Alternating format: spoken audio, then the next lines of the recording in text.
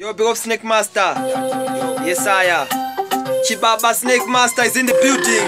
Yeah, man. Yeah, man. Firewalker is in the building. Gondo. Yeah, man. Big up DJ Tasco. Wagwan over there, so. Yo, yes, I am. Mawani. Freestyle time. Yo. Jana Rutanga, man. Yo. Mawani boys, Mawani. Iremi. Yes, saya. Ndamuka makusenda bande tumbo dzima light. Pando dzima light ndoba ndalokwa nezvikweli. Pando ngoti tozvikweti gogova baba ndindotera zvisho. Ndirova nemugodi. Gogoma ndiro kuma night. Pandaka rowa imi nemarasta fort. Vakandi rova nenyaya kutimba maileti pati vakazogona kuti andizi rai. Mumwe ndakamurova iri 2 feet. Akabva acho araino holy straight. Yeah man. Pull up, come again. Pull up. Yo man, big up Gage. Yes, saya. Transport T. Hero family. Yo Snake Master. Yo. Gondo gonna drop a freestyle. Yo man.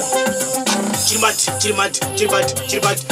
Bati. Kutotaka kutofura skati. Chirimat. Bati. Kutotaka kutofura skati. Icho. Mapanana pachopinda chosiya chavakwesha mangu hanzi mufu kumadzimi dzakanyanya matambisa kana mukanya pamunopinda muground kuona mashout place imi wacho wano kuvaisa samu. Yeah man.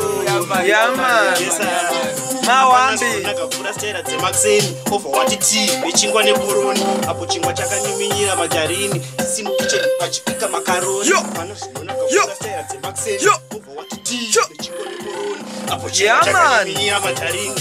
Him name is Gondo. Maxini saying before kumateni. Yeah man. Ndenge tripa 10 ndenge ndichirova every breakfast chingwa nemazai kana ndiyenda isaka braai saka sausage isaka sandwich.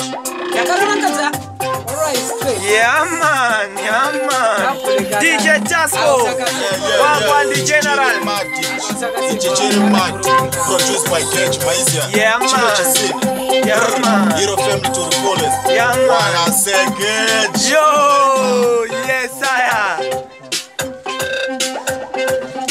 Mawani. Says with the dada.